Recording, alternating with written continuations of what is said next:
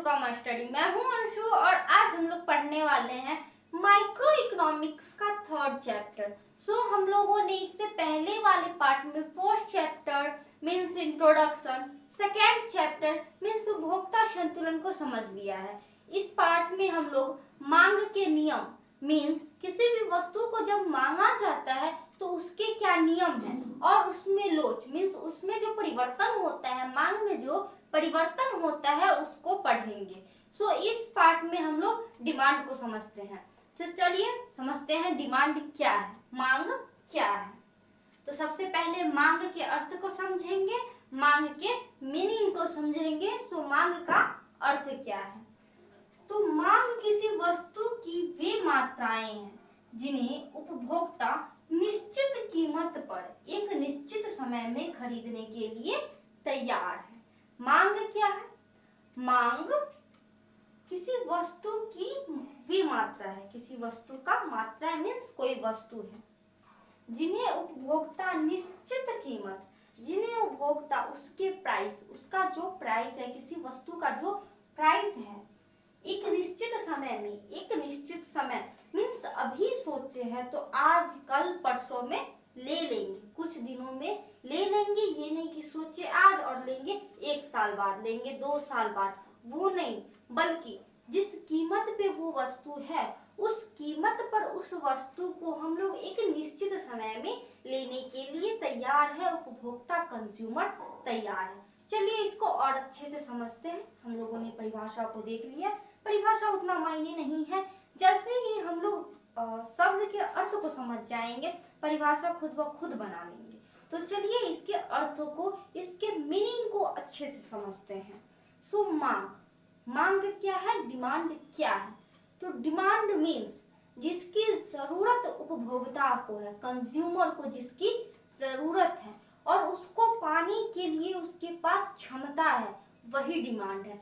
ये नहीं कि उपभोक्ता कंज्यूमर, जैसे कि मान लीजिए मैं एक कंज्यूमर हूँ, मुझे कार चाहिए, मुझे कार की जरूरत है, लेकिन मेरे पास इतने पैसे नहीं है कि मैं उस कार को खरीद सकती हूँ। मुझे कार चाहिए तो, पर उसे खरीदने के लिए मेरे पास साधन नहीं है, तो यह डिमांड नहीं होगा। डिमांड के लिए जरूरत, इच्छा भी होनी चाहिए और उसे प्राप्त करने के लिए पैसे भी होने चाहिए, साधन भी होने चाहिए। यहाँ पे मुझे कार चाहिए, मेरी इच्छा है, मेरी जरूरत है, पर उस कार को खरीदने के लिए मेरे पास पैसे नहीं है, मेरे पास साधन नहीं है, तो वह मेरे लिए डिमांड नहीं होगा।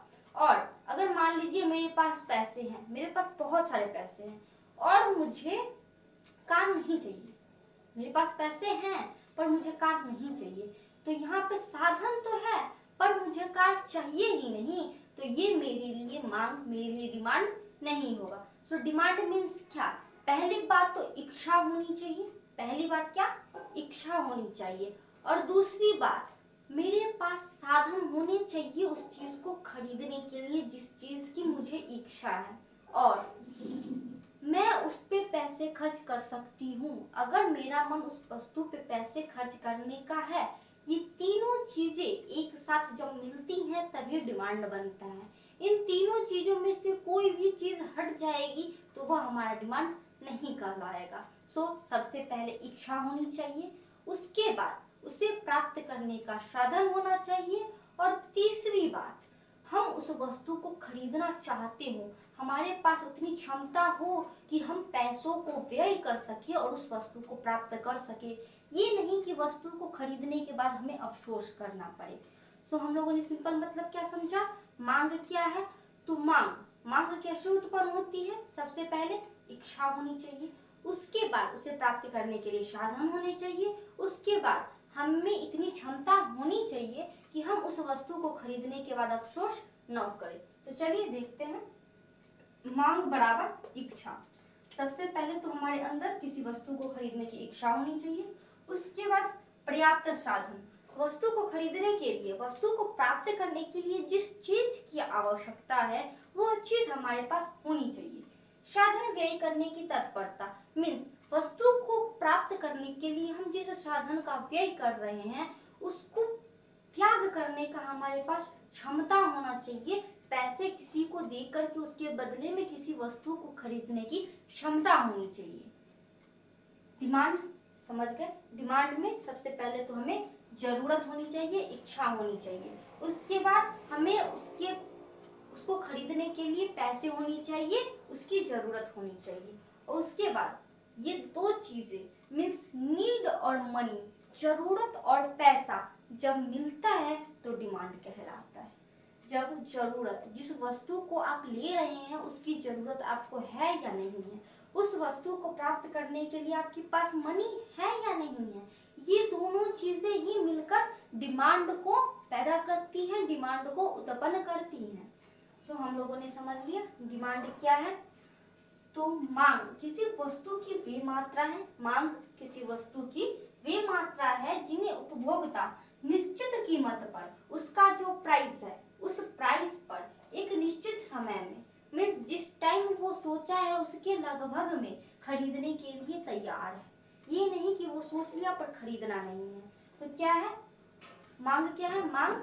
जिसके लिए इच्छा है, प्राप्त करने के साधन है और साधन को व्यय करने की क्षमता है। चलिए अब समझते हैं मांग के तालिका, सारणी या अनुसूची को। तो तालिका क्या है? हम लोग जैसे एक तालिका बनाते हैं, एक फॉर्मेट बनाते हैं। ये फॉर्मेट हम लोगों ने पहले वाले पार्ट्स में भी बनाए हैं, जिसमें कि यहाँ पे बिंदुओं को ले लेते थे, ए बिंदु, बी बिंदु, सी बिंदु, डी बिंदु, यहाँ पे 5, 10, 15, 20, 4, 3, 2, 1 ऐसे करके जो सारणी बनाते थे, जो तालिका बनाते थे, वही हमारी सारणी और तालिका होती है। इस फॉर्मेट को आप लोगों ने देख चुका है, तो इसको दिमाग में रखिएगा। यही जो फॉर्मेट है यही हमारी तालिका, अनुसूची या सारणी कहलाती है। सो मांग, किस वस्तु की हम कितनी मांग कर रहे हैं, किस समय में कर रहे हैं, किस मात्रा में कर रहे हैं, उसको जिस फॉर्मेट के द्वारा दिखाया जाता है उसे ही मांग तालिका, मांग सारणी या मांग अनुसूची कहते हैं। ये सभी बातें एक ही है, बस नाम अलग अलग है। सो हम लोग सभी नामों को ध्यान में रखेंगे। चलिए समझते हैं आगे। तो सैमुअलसन ने क्या कहा? वह तालिका जिसमें कीमत तथा खरीदी गई मात्रा के संबंध को प्रकट किया गया हो मांग अनुसूची कहलाती है। हम लोगों ने क्या समझा? वह तालिका किसे कहते हैं? ये जो फॉर्मेट है वही हमारा तालिका है। तो वह तालिका जिसमें कीमत, वस्तु की कीमत, उस वस्तु का कितना प्राइस है जिस वस्तु को हम लेना चाहते हैं, उस कीमत तथा खरीदी गई मात्रा, किस मात्रा में हम लोग वस्तु को खरीद रहे हैं, उसकी मात्रा के संबंध को, मीन्स सीधा मतलब क्या है, कंफ्यूज होने की जरूरत नहीं है। जिस वस्तु को हम खरीदना चाह रहे हैं या जिस वस्तु को हम लोगों ने खरीदा है, उस वस्तु की कीमत कितनी है, वस्तु की कीमत कितनी है, तथा खरीदी गई वस्तु मीन्स जिस वस्तु को खरीदे हैं उसकी मात्रा को व्यक्त करता है, मात्रा के संबंध को व्यक्त करता है। समझ गए? सैमुअलसन ने क्या कहा? सैमुअलसन ने कहा कि वह तालिका जिसमें कीमत तथा खरीदी गई मात्रा के संबंध को प्रकट किया गया हो मांग अनुसूची कहलाती है। यह सदैव काल्पनिक होती है। यह उपभोक्ता की इच्छा पर डिपेंड करेगा ना। कंज्यूमर जिस वस्तु को जितना खरीदना चाहता है उस हिसाब से हम लोग तालिका की संख्या को, तालिका के नामों को चेंज करेंगे, उसके अंतर्गत आने वाले वस्तुओं को चेंज करेंगे। किसके अनुसार? उपभोक्ता की इच्छा के अनुसार। तो यह एक काल्पनिक होती है। जो उपभोक्ता चाहेगा, उपभोक्ता सोचेगा, उपभोक्ता की इच्छा होगी वही लिखा जाएगा। तो तालिका, मांग तालिका या मांग सारणी, मांग अनुसूची यह सदैव काल्पनिक होती है। क्यों? क्योंकि वस्तुओं की मांग उपभोक्ताओं की इच्छा पर निर्भर करता है, कंज्यूमर के मर्जी पर, उसकी इच्छाओं पर डिपेंड करता है। सो हम लोगों ने मांग को अच्छे से समझ लिया है, मांग की तालिका को भी समझ रहे हैं, जिसमें कि मांग के अर्थ, मांग तालिका के अर्थ को समझ लिए हैं। अब मांग तालिका दो प्रकार के होते हैं। चलिए अब इन दोनों प्रकारों को भी समझ लेते हैं। मांग अनुसूची दो प्रकार की होती है। मांग अनुसूची दो प्रकार की होती है। पहला व्यक्तिगत मांग अनुसूची दूसरा बाजार मांग अनुसूची। तो चलिए समझते हैं सबसे पहले हम लोग व्यक्तिगत मांग अनुसूची को। व्यक्तिगत मांग अनुसूची एक व्यक्ति के मांग को प्रकट करता है। मीन्स व्यक्तिगत मांग अनुसूची हम जो फॉर्मेट बनाते हैं, वो जो लाइनिंग वाला जिसमें कितनी कीमत पे कौन सी वस्तु कितनी मात्रा में खरीदी गई है, उसमें एक उपभोक्ता का जो मांग है, एक उपभोक्ता की जो इच्छा है, एक उपभोक्ता जिस मात्रा में जिस वस्तु को जिस कीमत पे खरीद रहा है उसे लिखा जाता है। व्यक्तिगत मांग अनुसूची एक व्यक्ति के मांग को प्रकट करती है। जैसा कि फॉर्मेट यहाँ हम लोग देख सकते हैं। एक चॉकलेट है, तो यहाँ पे सबसे पहले हम लोगों ने चॉकलेट की कीमत को ले लिया है। उसके बाद मांगी गई मात्रा मीन्स चॉकलेट की कितनी मात्रा खरीदी गई है उसको ले लिए हैं। तो सबसे पहला, जब चॉकलेट की कीमत 1 रुपए थी, जब एक चॉकलेट की कीमत 1 रुपए थी, तो इसे 4 पीस में खरीदा गया। मीन्स एक उपभोक्ता है, यहाँ एक उपभोक्ता के बारे में पढ़ा जाएगा। जो भी एक्शन होगा वो एक उपभोक्ता द्वारा किया जाएगा। तो यहाँ पे एक चॉकलेट जिसका दाम 1 रुपए है, तो जब इस चॉकलेट का प्राइस 1 रुपए था, तब उस उपभोक्ता ने इसे 4 पीस खरीदे थे, इसकी 4 मात्राएं खरीदी थी। जब इसी चॉकलेट का प्राइस 2 रुपए हो गया, तो उसने 3 चॉकलेट खरीदा। अब इसी चॉकलेट का दाम 1 से 2 बढ़ा, 2 से बढ़कर 3 रुपए चला गया। मीन्स एक ही चॉकलेट का प्राइस बढ़ के 3 रुपए पे आ गया है। तो जब इसका प्राइस 3 रुपए हो गया, तो उसी उपभोक्ता ने इस चॉकलेट की 2 मात्राएं खरीदी हैं। उसके बाद इसी चॉकलेट का प्राइस जब 4 रुपया हो गया है, इसी चॉकलेट का प्राइस जब 4 रुपया हो गया, तो उसी उपभोक्ता ने इस चॉकलेट की सिर्फ 1 मात्रा खरीदी है। यहाँ पे हम लोग क्या कॉमन चीज देख रहे हैं, यहाँ पे हम लोग देख रहे हैं कि जैसे जैसे किसी वस्तु की कीमत बढ़ रही है, वैसे वैसे वस्तु की मांग में कमी आ रही है। क्या देखा, जैसे जैसे मीन्स जब एक टॉफी का प्राइस 1 रुपए था तो 4 मात्रा ली गई, 2 आई तो 3 प्राइस आया तो 2 मात्रा, जब 4 प्राइस आया तो सिर्फ 1 मात्रा। यहाँ पे हम लोगों ने नोटिस किया, जैसे ही किसी वस्तु के प्राइस में इंक्रीज होता है, किसी वस्तु का प्राइस बढ़ता है, किसी वस्तु के प्राइस में बढ़ोतरी होती है, तो उसकी मांगी गई मात्राएं कम होती जाती हैं। तो यहाँ पे हम लोग एक व्यक्ति के बारे में पढ़ रहे हैं, एक व्यक्ति से रिलेटेड मांग के बारे में पढ़ रहे हैं। तो यह हमारा व्यक्तिगत मांग अनुसूची है। अब आ जाते हैं बाजार मांग अनुसूची पे। तो बाजार मांग अनुसूची में सभी क्रेताओं के मांग को प्रकट किया जाता है। जैसे एक व्यक्ति, ठीक, उसी प्रकार से दूसरा व्यक्ति, तीसरा व्यक्ति, चौथा व्यक्ति, मीन सभी खरीदार, सभी क्रेता, सभी उपभोक्ता, इन सभी की क्रियाकलापों को, इन सभी उपभोक्ताओं के द्वारा किए गए क्रियाकलापों को, सभी उपभोक्ताओं के द्वारा खरीदे गए सामान को, इनकी प्रतिक्रियाओं को बाजार मांग वक्र में बाजार मांग अनुसूची में दिखाया जाता है। तो यहाँ पे बहुत सारी उपभोक्ताएं होती हैं जिनके खरीदी को हम लोग छोड़ करके बाजार मांग अनुसूची बनाते हैं। तो चलिए बाजार मांग अनुसूची को देखते हैं। तो यहाँ पे भी हम लोगों ने आइसक्रीम का उदाहरण लिया है, जो कि इसी प्रकार है। तो यहाँ आइसक्रीम समझने में आसानी होगी, इसलिए हम लोग आइसक्रीम को चॉकलेट बना देते हैं। तो चलिए, ये रहा चॉकलेट, इसमें एक व्यक्ति ए है और दूसरा व्यक्ति बी है। हम लोग यहाँ पे 2 व्यक्ति ले रहे हैं। कई कितने भी व्यक्ति हो सकते हैं, 4, 5, 6, 10, 11, 12, कितने भी हो सकते हैं। तो यहाँ पे हम लोगों ने 2 व्यक्ति को ले लिया, एक व्यक्ति हमारा ए आ गया और दूसरा व्यक्ति बी आ गया। तो जब चॉकलेट की कीमत 1 रुपए थी, तो ए ने 4 पीसेस खरीदे थे, बी ने 5 पीसेस खरीदे थे। जब इसी की कीमत बढ़ के 2 रुपए हो गई, तो ए ने 3 पीसेस खरीदे और बी ने 4 पीसेस खरीदे। जब इसी चॉकलेट की कीमत बढ़ करके 3 रुपए हो गई, तब ए ने 2 पीस और बी ने 3 पीस खरीदे।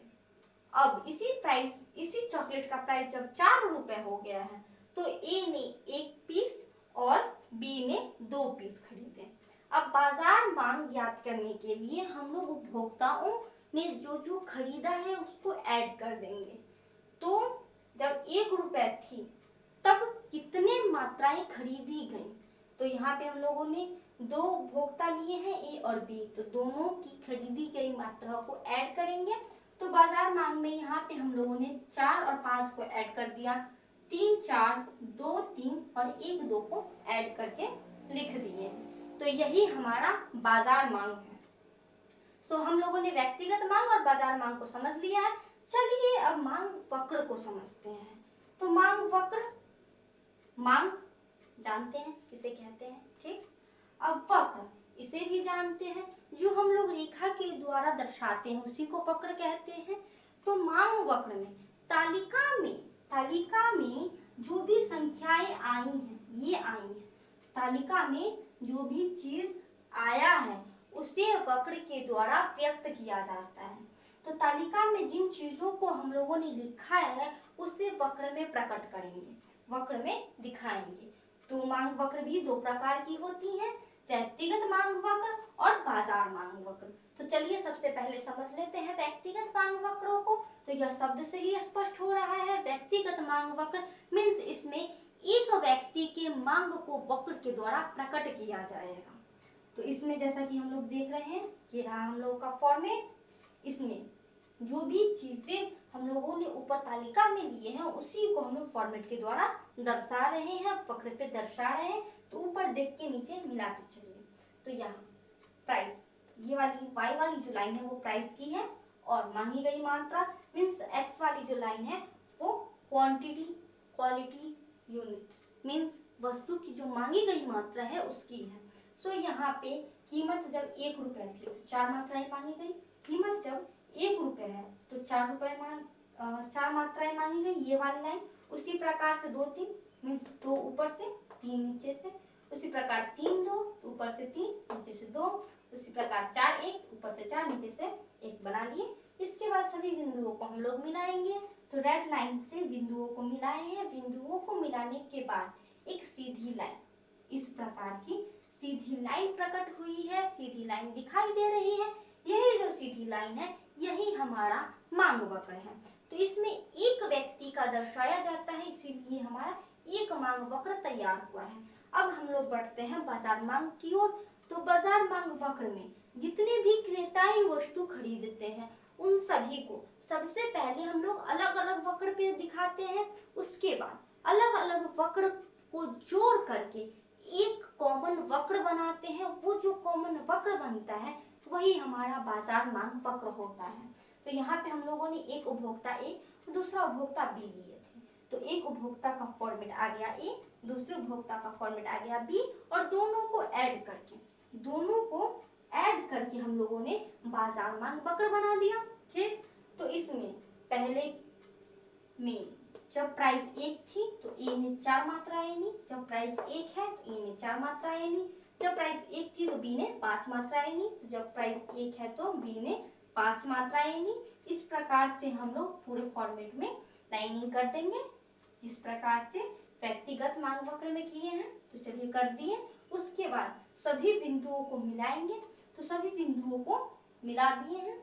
इसमें यहाँ पे जो आया है, जो टोटल आया है मीन्स मांग वक्र का जो टोटल आया है, ये बाजार मांग और प्राइस दोनों को मिलाकर के एक कॉमन वक्र बनाएंगे।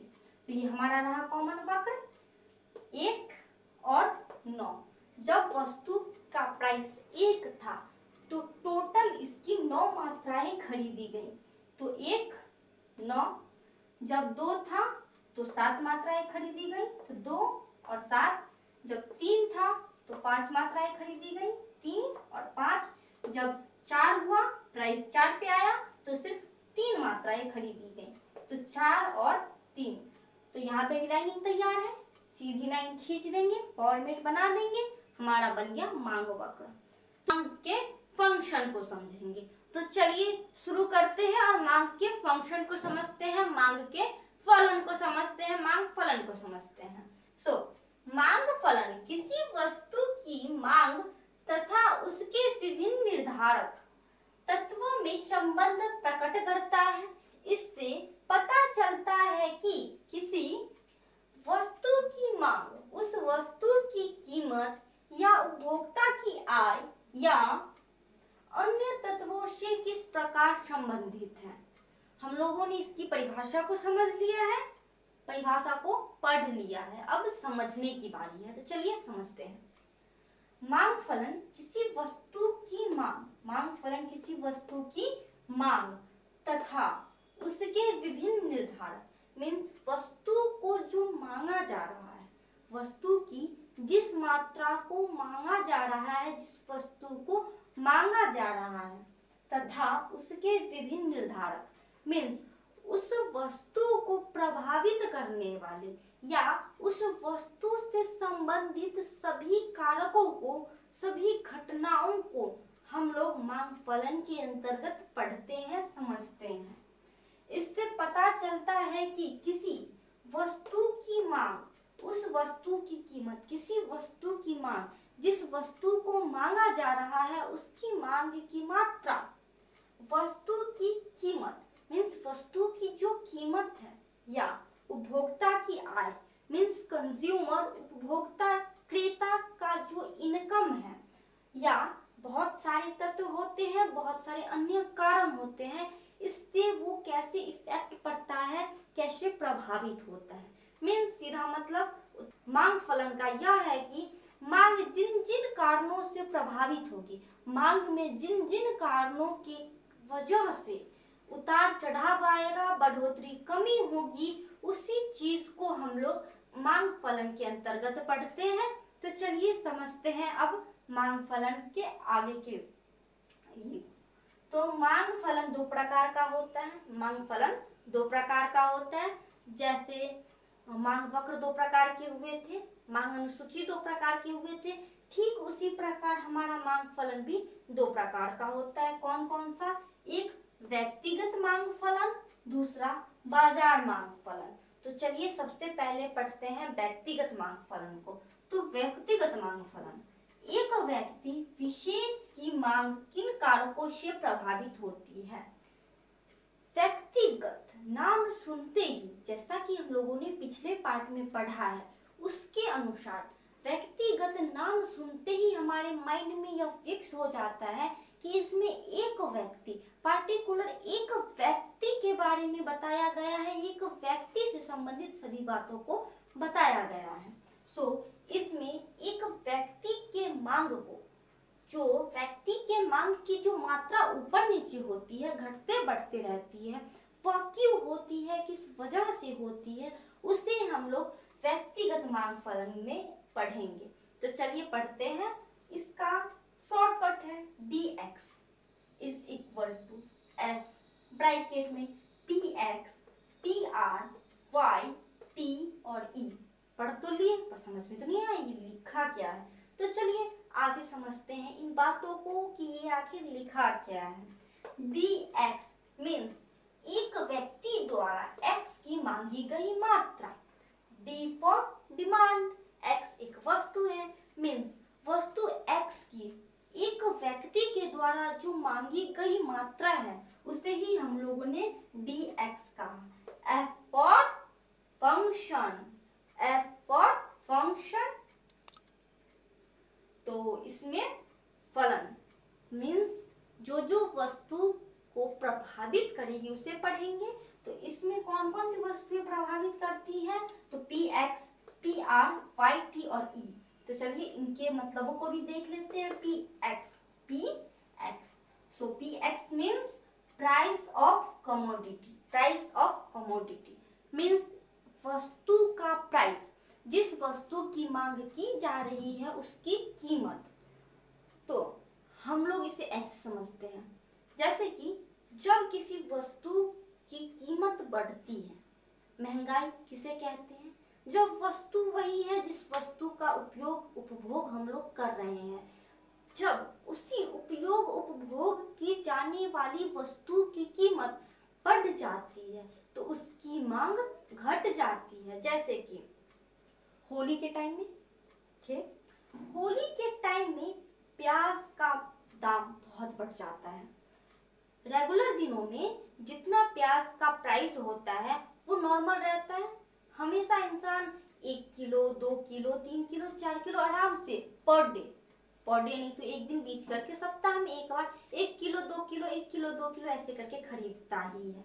पर होली के टाइम में दाम इतना ज्यादा बढ़ जाता है जिसके कारण इंसान जहां 2 प्याज सब्जी में डालना चाहिए था वहां सिर्फ एक ही डालता है। क्यों? क्योंकि उसकी कीमत बढ़ चुकी है, उसका मायने बढ़ चुका है। जैसे ही किसी वस्तु की कीमत सामान्य कीमत से अचानक से बढ़ जाएगी तो उसके मांग में, उसको खरीदने की मात्रा में कमी आ जाएगी। ठीक, प्याज का दाम जब 25 रुपया केजी था तो हम लोग एक दिन बीच करके हमेशा 1 केजी लिया करते थे, जितनी जरूरत होती थी उससे ज्यादा भी डाल दिया करते थे। पर जैसे ही वो 25 के जगह पे 50 का केजी हो जाएगा, क्या हम लोग एक दिन बीच करके हमेशा 1 केजी खरीदेंगे? नहीं, वहां पे हम लोग क्या करेंगे, सप्ताह में एक ही बार 1 केजी खरीदेंगे और उसे पूरे सप्ताह चलाएंगे, सोच सोच कर चलाएंगे जो हाँ आधा ही देना है, बहुत महंगा है। ठीक, तो प्राइस ऑफ कमोडिटी मीन्स जब प्राइस बढ़ती है तो डिमांड घटती है, जब प्राइस घटती है तो डिमांड बढ़ती है। इस बात को ध्यान में रखेंगे, आगे इसका बहुत उपयोग है। इसे ही मांग का नियम कहा जाता है, लॉ ऑफ डिमांड कहा जाता है। तो इस बात को तो दिमाग में रख ही लीजिए, है ये क्या, बहुत आसान है, सामान्य बात है, हमारे रेगुलर जीवन में चलता रहता है। जैसे ही हमारे लिए किसी वस्तु की दाम बढ़ेगी उसकी मात्रा को कम कर देंगे, जैसे ही दाम घटेगी मात्रा को बढ़ा देंगे, नॉर्मल है। अगला आता है PY, price of related goods. Price of related goods means संबंधित वस्तु की कीमत। संबंधित वस्तु मीन्स क्या? एक तो पहला आता है सब्स्टिट्यूशन, प्रतिस्थापन। प्रतिस्थापन, प्रतिस्थापन मीन्स क्या? एक के जगह पे दूसरे को ला देना, एक के जगह पे दूसरे को ला देना, वो भी ऐसी वस्तु को लाना जो पहली वाली वस्तु की कमियों को पूरा कर रहा हो। मीन्स एक जैसी वस्तु जिसमें कि एक वस्तु के न होने पे हम लोग दूसरी वस्तु का उपयोग, उपभोग एक के स्थान पे दूसरे को ला सके। जैसे कि चाय या कॉफी, जैसे ही हमारे घर पे मेहमान पधारते हैं, ठीक, कहते हैं ना मेहमान, वो क्या कहते हैं, अतिथि देवो भव, मीन्स अतिथि देव के समान होता है। तो जैसे ही वो हमारे यहाँ आता है सबसे पहले तो उसे पूछा जाता है चाय लीजिएगा या कॉफी, चाय या कॉफी। तो यहाँ पे दोनों शब्द एक दूसरे से रिलेटेड हैं। चाय के जगह पे हम लोग कॉफी रख सकते हैं और कॉफी के जगह हम लोग चाय रख सकते हैं। दोनों ही पेय पदार्थ है, दोनों को एक साथ एक दूसरे के स्थान पे रखा जा सकता है। सो हम लोगों ने प्रतिस्थापन को अच्छे से समझ लिया है। इसमें कीमत को ऐसे लेते हैं जो वो कैसे प्रभावित करता है। तो जैसे ही कॉफी का प्राइस बढ़ेगा, यहाँ पे चाय का प्राइस फिक्स है पर कॉफी का प्राइस मान लीजिए बढ़ गया, तो क्या कॉफी पीने वाले व्यक्ति उसी मात्रा में कॉफी को पिएंगे? नहीं, वहां पे जो सबसे ज्यादा सोचने वाला उपभोक्ता होगा, जो प्राइस को, जो अपनी आय को सबसे ज्यादा प्रधानता देता होगा, वह क्या करेगा, वह कॉफी की मात्रा को कम कर देगा और चाय की मात्रा को बढ़ा देगा। मीन्स प्राइस कॉफी के बढ़ने के कारण वह कॉफी को कंज्यूम करना कम कर देगा, कॉफी का उपयोग, उपभोग करना कम कर देगा और चाय की मात्रा को बढ़ा देगा। इसी स्थान पे अगर चाय की मात्रा, जब चाय का कीमत बढ़ जाता है तो वह चाय की कीमत के बढ़ने के कारण चाय की मात्रा को घटा देगा और कॉफी की मात्रा को बढ़ा देगा। उसके बाद आता है दूसरे वस्तु, दूसरे रिलेटेड वस्तु में पूरक वस्तुएं। पूरक वस्तुएं मीन्स पेन और स्याही। पेन और स्याही, देखिए एक पेन है इंकलाइजर, जो पेन है कुछ एक साल पहले, कुछ नहीं एक साल पहले लिंकलाइजर का 1 साल पहले प्राइस था 5 रुपए, एक पेन की प्राइस थी 5 रुपए, पर अभी के टाइम में वही पेन 8 रुपए में बिक रही है। वहां पे जब उसकी प्राइस 1 पेन की प्राइस 5 रुपए थी तो हम लोग पेन से लिखा करते थे। एक पेन खत्म होता था दूसरा पेन लाते थे, वो पेन खत्म होता था तीसरा पेन लाते थे। पर अभी के टाइम में मेरी आदत लिंक ग्लाइजर से ही लिखने की है, इसीलिए मैं लिंक ग्लाइजर का ही उपयोग करती हूँ। पर 5 से 8 हो जाने के कारण मैं पेन खत्म होने पे पेन नहीं खरीदती, बल्कि पेन जब मेरा खत्म हो जाता है तो मैं उसकी रिफिल लाती हूँ, उसमें वो रिफिल लगाती हूँ, फिर लिखती हूँ। तो यहाँ मैंने क्या किया, जब प्राइस कम था, जब संबंधित वस्तु पेन और रिफिल, जब पेन का प्राइस कम था तो पेन खत्म होने पे मैं पेन ही खरीदती थी। पर प्राइस बढ़ जाने के कारण जब मेरा पेन खत्म हो जा रहा तो मैं पेन ना खरीद करके उसकी स्याही खरीद रही हूँ।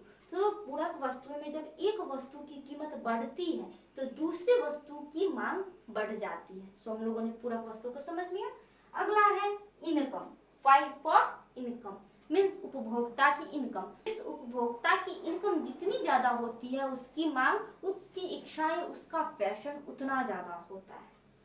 मतलब क्या, मतलब अगर उपभोक्ता की आय बढ़ चुकी है तो क्या वह कम दाम वाला चावल खाएगा? क्या वह कम दाम वाला दाल खाएगा? नहीं। इसका क्या मतलब समझे, जब उपभोक्ता की आय बढ़ती है तो सामान्य वस्तुओं की मात्रा बढ़ जाती है और निम्न क्वालिटी मतलब लो क्वालिटी वाली वस्तु की मात्राओं को खरीदना वो कम कर देता है। अगला आता है T for taste and preference means जिस वस्तु में उसे रुचि है, जिस वस्तु को वो पसंद करता है उसकी मात्रा अधिक खरीदता है और जिसको नहीं करता उसको कम खरीदता है।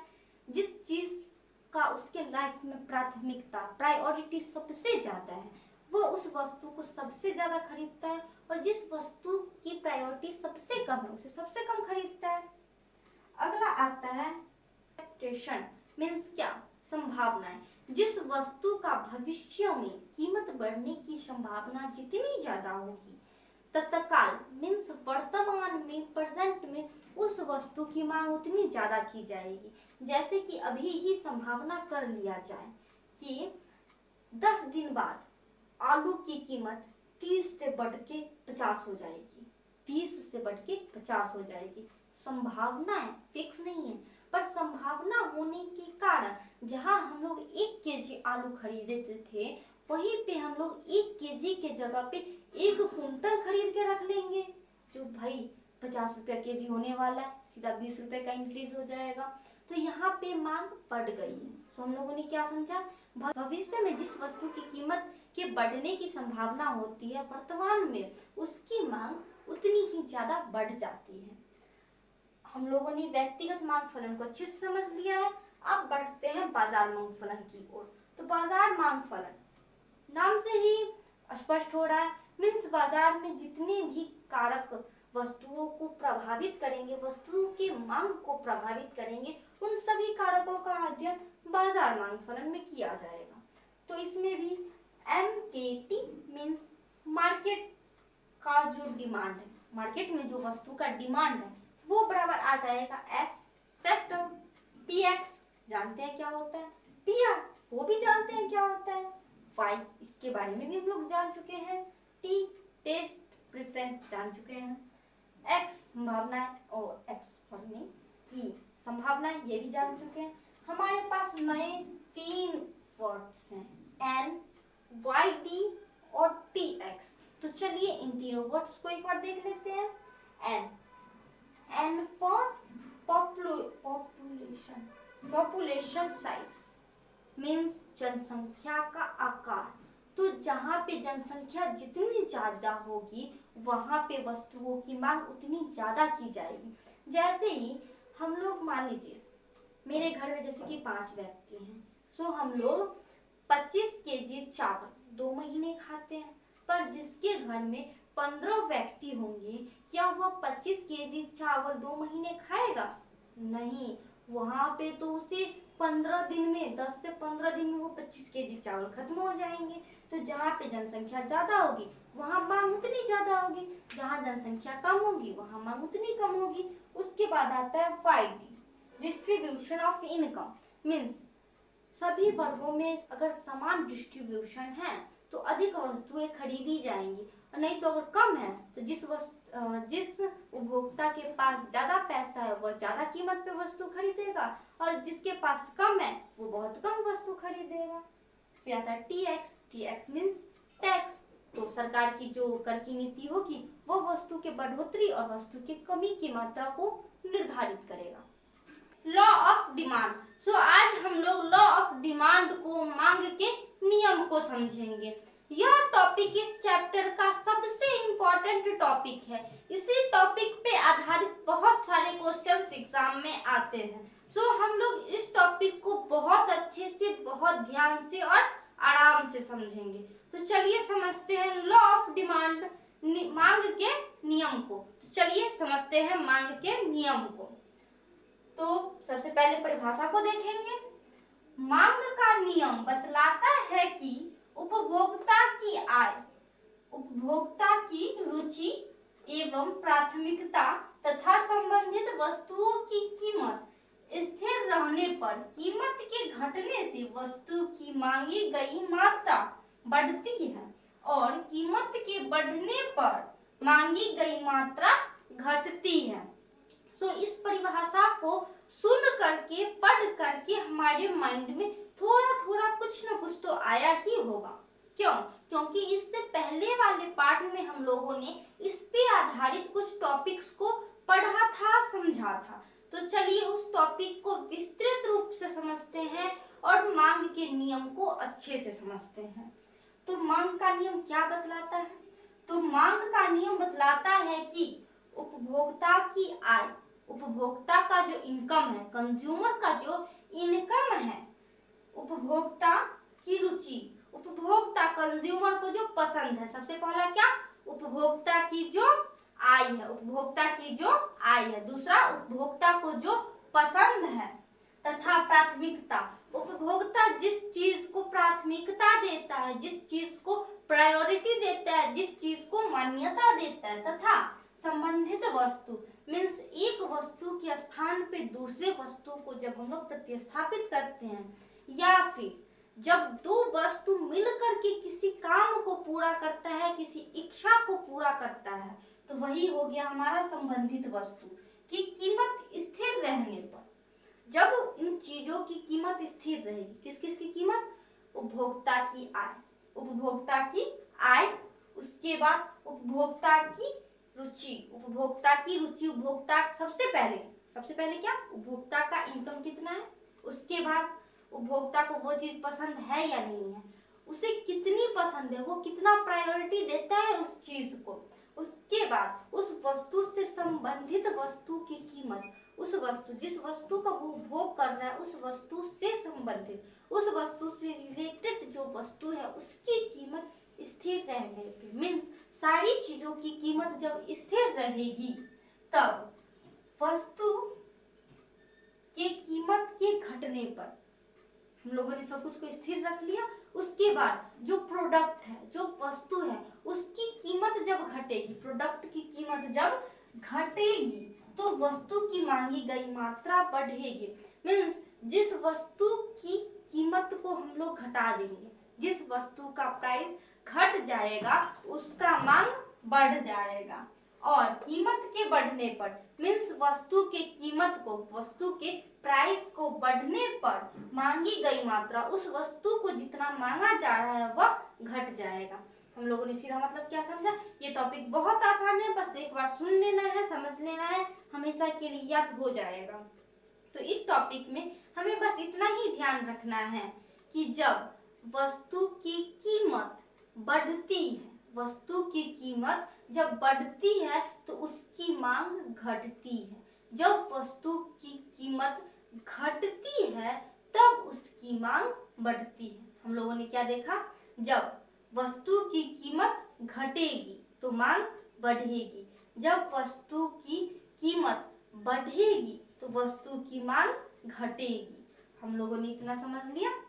चलिए अब इसकी मान्यताओं को देखते हैं। जैसा कि हम लोगों ने ऊपर पढ़ा है, आय स्थिर होना चाहिए, रुचि, प्राथमिकता, उन्हीं चीजों को नीचे हम लोग डिटेल में समझते हैं। तो चलिए देखते हैं मान्यताओं को। तो मान्यता, मांग का जो नियम है वह सामान्य वस्तु पर ही लागू होगा। सामान्य वस्तु को हम लोगों ने पिछले के पार्ट में अच्छे से समझ लिया है और गिवन वस्तुओं पे ये नियम लागू नहीं होगा। मीन्स नॉर्मल यूज की जाने वाली, घर में आम तौर पे जो यूज करने वाली वस्तुएं हैं उन वस्तुओं पर मांग का नियम लागू होगा तथा जो सबसे निम्न कोटि की लो क्वालिटी की वस्तुएं हैं उन पे यह नियम लागू नहीं होगा। हम लोगों ने इस बात को समझ लिया। इस बात को हम लोगों ने पीछे अच्छे से समझा हुआ, आगे और भी डिटेल में समझेंगे, पर यहाँ चलिए मांग के नियम को समझते हैं, इनकी मान्यताओं को समझते हैं। तो मान्यता में हमारा पहला मान्यता क्या हो गया? उपभोक्ता की आय। उपभोक्ता की आय स्वभाव, आय मीन्स इनकम, स्वभाव मीन्स उसका जो नेचर है, उपभोक्ता का जो नेचर है, रुचि, उसे जो चीज पसंद है, फैशन, जो फैशन चल रहा है, जो ट्रेंड में चल रहा है, आदत, उसे उसकी जो आदत है, ये सारी चीजें बदलनी नहीं चाहिए। मीन्स यदि उपभोक्ता की आय 20,000 पर मंथ है तो उसकी आय 20,000 पर मंथ ही रहनी चाहिए। उसके बाद स्वभाव, वह अगर शांत नेचर का व्यक्ति है तो उसे शांत ही रहना चाहिए। अगर वह झगड़ालू नेचर का व्यक्ति है तो वह झगड़ालू ही होना चाहिए। उसके बाद फैशन, फैशन अगर उसे जीन्स पहनना पसंद है, वह जीन्स के ट्रेंड में है तो उसे जीन्स का ही फैशन होना चाहिए, अचानक से सूट सलवार का नहीं या फिर साड़ी का नहीं। अगर उसे साड़ी का है तो सूट सलवार का नहीं होना चाहिए, सूट सलवार का है तो अचानक से साड़ी का नहीं आना चाहिए। उसके बाद है आदत, उसे अगर सुबह में चाय पीने की आदत है तो उसे चाय पीने की ही आदत होनी चाहिए, उसके जगह पर उसे जूस पीने की आदत नहीं होनी चाहिए, खाना खाने की आदत नहीं होनी चाहिए। अगर उसे उठ के चाय ही चाहिए तो उसकी आदत में चाय ही होना चाहिए। मीन्स ये चारों चीजें जो हैं वह अपरिवर्तित होनी चाहिए, बल्कि परिवर्तित नहीं होनी चाहिए। इस चीज को हम लोगों ने समझ लिया। अगला मान्यता है पूरक तथा संबंधित वस्तुओं की कीमत में परिवर्तन नहीं होना चाहिए। हम लोगों ने पूरक वस्तुओं को समझ लिया है। पूरक वस्तु मीन्स क्या? जब दो वस्तुएं मिल करके एक काम को पूरा करती हैं तभी वे पूरक वस्तुएं कहलाती हैं। इसको हम लोग कैसे समझेंगे? जैसा कि हम लोगों ने पिछले पार्ट में उदाहरण स्वरूप समझा था, एक पेन और एक उसका लिंक, उसका रिफिल। पेन जब महंगा हो गया था तो हम लोग पेन को न खरीद करके बस एक ही पेन लिए थे और उस पेन के रिफिल को चेंज कर करके यूज कर रहे थे, तो वही हमारा हो गया पूरक वस्तु। उसके बाद आता है संबंधित वस्तु। संबंधित वस्तु मीन्स एक के स्थान पे दूसरे का प्रतिस्थापन करना। मीन्स चाय या कॉफी, जैसे कि हम लोग चाय के स्थान पे कॉफी भी पी सकते हैं और कॉफी के स्थान पे चाय को भी पी सकते हैं। तो इस सब की कीमत मीन्स पूरक वस्तु की कीमत और संबंधित वस्तु की कीमत स्थिर होनी चाहिए, इसका बदलना नहीं होना चाहिए। अगला हमारा मान्यता है वस्तु के मूल्य में निकट भविष्य में परिवर्तन की संभावना नहीं होनी चाहिए। जैसा कि हम लोगों ने देखा था कि अभी अगर प्याज की कीमत 20 रुपया है, ठीक, और हमें संभावना है, हमें लग रहा है कि भविष्य में मीन्स 10 दिन बाद प्याज की कीमत 50 रुपया केजी हो जाएगा, तो हम लोग अभी ही प्याज को कम से कम तो 50 किलो 60 किलो खरीद के रख लेंगे ताकि हमें नुकसान ना हो। हम लोग कम कीमत पे ज्यादा मात्रा खरीद के रख लेंगे और भविष्य में उसका यूज करेंगे। क्या मतलब समझे? वस्तु के मूल्य, किसी भी वस्तु का जो दाम है उसमें ऐसी संभावना नहीं होनी चाहिए कि भविष्य में इसका प्राइस बढ़ जाएगा। अगला आता है जलवायु तथा मौसम अपरिवर्तित होना चाहिए। जैसे कि स्वेटर, स्वेटर किस महीने में पहनते हैं, किस मौसम में पहनते हैं? तो स्वेटर ठंड के मौसम में पहना जाता है। तो ठंड के मौसम में स्वेटर की बिक्री, स्वेटर की खरीदारी बहुत ज्यादा होगी। क्या गर्मी के टाइम में कोई स्वेटर खरीदेगा? नहीं, बिल्कुल नहीं। तो यहाँ पे मौसम अपरिवर्तित होना चाहिए। मीन्स अगर ठंड का मौसम है तो ठंड का ही मौसम होना चाहिए ताकि स्वेटर की बिक्री हो सके। अगर बरसात की मौसम है तो बरसात का ही मौसम होना चाहिए ताकि छाता का बिक्री हो सके। सो हम लोगों ने इसकी मान्यताओं को अच्छे से समझ लिया। चलिए एक बार फिर से रिपीट करते हैं। सबसे पहला टॉपिक था हम लोगों का मांग का नियम। तो मांग के नियम में हम लोगों ने क्या समझा कि जब सभी तत्व स्थिर हो, सभी तत्व मीन्स ये सारे तत्व जो हैं वह स्थिर हो, तो वस्तु की कीमत के घटने पर वस्तु की मांगी गई मात्रा बढ़ती है तथा वस्तु की कीमत बढ़ने पर उसकी मांगी गई मात्रा घटती है। उसके बाद सामान्य वस्तु पर ही मांग के नियम लागू होते हैं तथा निम्न कोटि के वस्तुओं पे मांग का नियम लागू नहीं होता है। इसकी कुछ मान्यताएं हैं। मान्यताओं में हम लोगों ने क्या लिया कि आय, स्वभाव, रुचि, फैशन, अर्थ अपरिवर्तित होना चाहिए। पूरक और संबंधित वस्तु की कीमत स्थिर होनी चाहिए। वस्तु के मूल्य में बढ़ने की संभावना भविष्य में नहीं दिखनी चाहिए। मौसम और जलवायु अपरिवर्तित होना चाहिए। उसके बाद एक छोटा सा फॉर्मेट है, चलिए इस फॉर्मेट को भी देख लेते हैं ताकि समझने में आसान हो। तो यहाँ पे एक वस्तु Px है, उसकी मात्रा, उसकी क्वांटिटी Qx है, प्राइस Px और क्वांटिटी Qx। जब वस्तु का प्राइस 10 रुपए था तो उसकी 100 मात्रा खरीदी गई। जब उसी वस्तु का प्राइस 9 रुपए हुआ तो उसकी 150 मात्रा खरीदी गई। जब उसी वस्तु का प्राइस और घट के 8 रुपए हो गया तब उस वस्तु की मात्रा 200 खरीदी गई। तो यहाँ पे हम लोगों ने क्या देखा कि जैसे जैसे प्राइस घटता जा रहा है वैसे वैसे उस वस्तु की मांगी गई मात्रा में बढ़ोतरी हो रही। ये रहा हमारा फॉर्मेट और ये रेड वाला मीन्स डी और D1 इस फॉर्मेट का मांग वक्र है।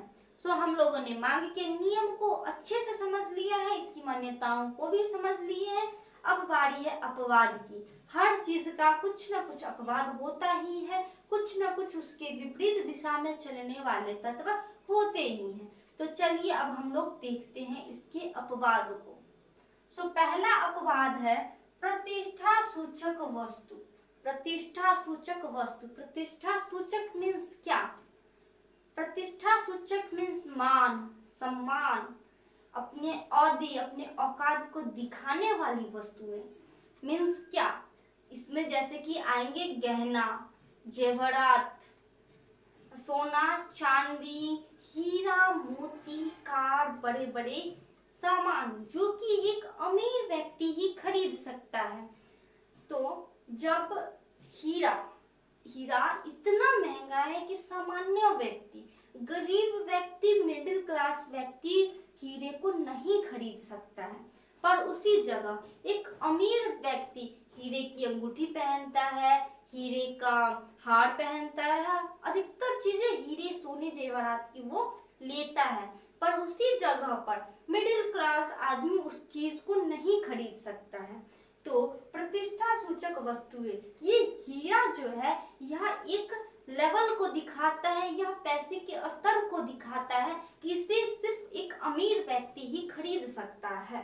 तो जब हीरे का प्राइस घट जाएगा, मान लीजिए हीरे का प्राइस एकदम चांदी के मूल्य पे आ गया, जिस मूल्य से चांदी खरीदा जाता है उसी मूल्य पे हीरा भी आ गया, तो क्या यह प्रतिष्ठा को दिखाएगा, यह लग्जरी लाइफ को दिखाएगा, यह एक अमीर व्यक्ति के लिए मान सम्मान का चीज रह जाएगा? नहीं। यहाँ पे अमीर व्यक्ति जो है वो सोचने लगेगा इसे तो कोई भी खरीद सकता है, हम क्यों खरीदें। तो यहाँ पे प्रतिष्ठा सूचक मीन्स यह सबसे महंगी वस्तुएं होती हैं जो कि एक सबसे ज्यादा से ज्यादा अमीर व्यक्ति ही खरीद सकता है। तो जैसे ही इसका दाम जितना ज्यादा रहेगा उसे उतना ज्यादा खरीदा जाएगा, किसके द्वारा? एक अमीर व्यक्ति के द्वारा। तो प्रतिष्ठा सूचक में हीरा, मोती, सोना, चांदी ये सब आएंगे, हीरे जवाहरात आएंगे, महंगी महंगी चीजें आएंगी जो कि एक अमीर व्यक्ति ही अफोर्ड कर सकता है, अमीर व्यक्ति ही उसे खरीद सकता है। हम लोग समझ गए। जब इसकी कीमत घटेगी, जब प्रतिष्ठा सूचक वस्तुओं की कीमत घटेगी तो इसके मांग में भी गिरावट आ जाएगी, तो यह मांग के नियम को नहीं मानता है। अगला अपवाद है अज्ञानता। तो जैसे कि हम लोग देखते हैं, अधिकांश देखते हैं कि मॉल में ऑफर्स लगे होते हैं। बहुत जगह हमारे घर पे भी जो बाइक से, स्कूटर से सामान बेचने आता है वह एक पे एक फ्री बेचता है। कभी कभी जब किसी सामान का उद्घाटन किया जाता है, किसी सामान का विज्ञापन किया जाता है, तो उसमें वस्तुओं को फ्री में बांटा जाता है, वस्तुओं को बहुत ही कम दाम पे या फिर एक पे एक फ्री बेचा जाता है। तो बहुत सारे लोग जो होते हैं, बहुत सारे ग्राहक जो होते हैं, वो सोचते हैं क्या ये बहुत कम दाम पे मिल रहा है। उन्हें पता नहीं होता है क्यों मिल रहा है, पर वो सोचते हैं ये बहुत कम दाम पे उपलब्ध है, इसका मतलब है जरूर इसमें कुछ डिफॉल्ट है, जरूर इसमें कुछ खराबी है, और उस कारणवश वह उस सामान को नहीं खरीदते हैं। तो किसी चीज के बारे में पता न होने की वजह से भी उस चीज की मांग घट जाती है। ये फिर वस्तु निम्न कोटि, लो क्वालिटी के वस्तु। तो जैसे ही उपभोक्ता की आय में वृद्धि होगी, कंज्यूमर का इनकम बढ़ेगा, तो क्या वह वस्तु, जो वस्तु सबसे खराब है, जो चावल वो 20 रुपए केजी खा रहा था, उसका आय बढ़ने के बाद क्या वह 20 रुपए किलो वाला चावल खाएगा? नहीं, उसके जगह पे वह 40, 60, 80 रुपए केजी वाला चावल खाएगा। मीन्स जब आय बढ़ेगी तो वह निम्न कोटि के वस्तुओं का त्याग कर देगा, या फिर जो सबसे कम क्वालिटी वाली वस्तुएं होती हैं उनका दाम अगर और घट गया, अगर माचिस नहीं, माचिस तो वैसे 1 रुपया रहे या फिर 10 रुपए रहे, व्यक्ति तो एक खरीदेगा ही। तो जैसे कि कम दाम का चावल जब जो 20 रुपए केजी है उसको अगर 15 का कर दिया जाए तो उसका मांग और घट जाएगा। उसके बाद आता है फैशन संबंधित वस्तुएं। तो जो वस्तुएं फैशन में है उनकी मांग अधिक की जाएगी। अगर उसका प्राइस बढ़ा भी दिया जाए पर वह फैशन में है, जिस कारणवश उसके प्राइस के बढ़ने पर भी उसकी मांग ज्यादा की जाएगी। क्यों? क्योंकि वह फैशन में है, लोगों को पसंद है। अगला है जीवन के लिए जरूरी वस्तुएं। तो जो वस्तुएं जीवन के लिए अत्यधिक आवश्यक होती हैं, जो लोगों के लिए अनिवार्य है, कुछ भी हो जाए खरीदना ही है, जैसे कि अनाज, दवाइयाँ, यह कंपलसरी है। इसे अगर नहीं खरीदा गया, इसका उपयोग उपभोग नहीं किया जाए तो मानव के लिए जीना मुश्किल हो जाएगा, असंभव हो जाएगा। तो जीने के लिए जो वस्तुएं आवश्यक हैं उनकी मांग, उनकी कीमत चाहे कितनी भी क्यों न बढ़ जाए, उसकी मांग की ही जाएगी, उसे खरीदा ही जाएगा। अगर चावल 40 के जगह 80 का हो जाएगा, वह कंपलसरी है, उसे किसी न किसी मात्रा में खरीदा ही जाएगा। अगला आता है मौसम में परिवर्तन। अचानक से जब मौसम में परिवर्तन हो जाए, जैसे कि पहले गर्मी था, अब बरसात आया है, गर्मी के बाद बरसात आया है। गर्मी में हमें छाता की आवश्यकता उतनी नहीं थी, पर बरसात में प्रत्येक व्यक्ति को छाते की, बरसाती की आवश्यकता है। तो यहाँ पर मौसम में परिवर्तन होने के कारण अगर छाता का दाम बढ़ता भी है तो हमें उसकी मांग करनी पड़ेगी, उसे खरीदना पड़ेगा। तो हम लोगों ने मांग के नियम को, उसकी मान्यताओं को और मांग के अपवाद को समझ लिया है। वक्र का ऋणात्मक ढलान, या जब कीमत गिरती है तो वस्तुओं की मांग अधिक होने का कारण। इसका मतलब है जो इस चैप्टर में हम लोग इस बारे में पढ़ेंगे कि जब कीमत गिरती है, जब किसी वस्तु की कीमत घटती है तो उसका मांग क्यों बढ़ जाता है, मांग वक्र का ढलान ऋणात्मक क्यों होता है। क्वेश्चन में आता है, तो यह टॉपिक हमारे लिए बहुत इंपॉर्टेंट है। इस टॉपिक को हम लोग अच्छे से समझेंगे। तो चलिए समझते हैं। तो जब कीमत गिरती है तो वस्तु की मांग अधिक होने का जो कारण है, उसका पहला कारण है ह्रासमान सीमांत उपयोगिता का नियम, मीन्स DMU, सीमांत उपयोगिता। मांग का जो नियम है वही DMU है और वही ह्रासमान सीमांत उपयोगिता है। तो चलिए समझते हैं ह्रासमान सीमांत उपयोगिता को। तो ह्रासमान सीमांत उपयोगिता में हम लोगों ने क्या समझा कि इसमें जब वस्तु की कीमत गिरती है तो उसकी मांग बढ़ती है, पर ऐसा क्यों होता है उसे हम लोग समझते हैं। तो हम लोग जानते हैं कि उपभोक्ता, कंज्यूमर, किसी वस्तु का निरंतर उपभोग करता है जब तक कि उसे उस वस्तु से अधिकतम संतुष्टि प्राप्त न हो जाए। तो जैसा कि हम लोगों ने पहले समझा था कि जब हम लोगों को बहुत जोर की भूख लगी होती है तो एक रोटी खाते हैं, एक रोटी से बहुत संतुष्टि मिलती है। जैसे ही दूसरी रोटी खाते हैं संतुष्टि कम हो जाती है, तीसरी रोटी खाते हैं संतुष्टि और कम हो जाती है, चौथी रोटी खाते हैं संतुष्टि और कम हो जाती है। इसका मतलब हम लोगों ने क्या समझा था कि जैसे जैसे हम लोग किसी वस्तु का उपभोग करते जाते हैं उससे मिलने वाली उपयोगिता घटती जाती है। ठीक, तो जैसे ही उससे मिलने वाली उपयोगिता संतुष्टि घट जाएगी, उपभोक्ता उसी वस्तु को कम से कम कीमत पे खरीदने के लिए तैयार होगा। तो चलिए इससे हम लोग एक और उदाहरण के द्वारा समझते हैं। ठीक, जब आम का सीजन शुरू होता है, जब आम का सीजन शुरू होता है और वह 100 रुपए केजी भी मिलता है, फिर भी इंसान 1 केजी खरीदता है, उसका उपभोग करता है। पर जैसे जैसे वह आम खाते जाता है, सीजन आगे की ओर बढ़ते जाता है, एक समय ऐसा आता है कि जब 1 केजी आम का दाम 100 रुपए हो तो कोई नहीं खरीदना चाहता, पर उसी जगह उसी आम की कीमत अगर 100 का 2 केजी, 100 का 2.5 केजी, 100 का 3 केजी हो तभी उपभोक्ता खरीदना चाहता है। क्यों? क्योंकि वह आम को निरंतर रूप से खाते खाते उससे संतुष्ट हो गया है, जिस कारणवश जब उस वस्तु की कीमत घटेगी तभी वह उसकी अधिक से अधिक मात्रा का मांग करेगा। तो हम लोगों ने इसे समझ लिया।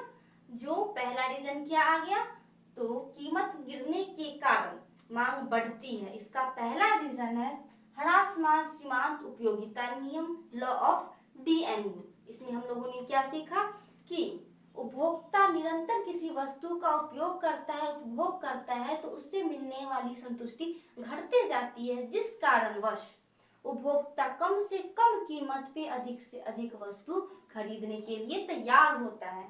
हमारा अगला टॉपिक है आय प्रभाव। हम लोग जानते हैं कंज्यूमर, उपभोक्ता सभी की आय सीमित होती है, सभी का आय लिमिट में होता है, उसकी कुछ आय एक सीमित साधन है। तो आय के सीमित होने के कारण उपभोक्ता कम से कम कीमत पे अधिक से अधिक वस्तु खरीदना चाहता है। क्यों?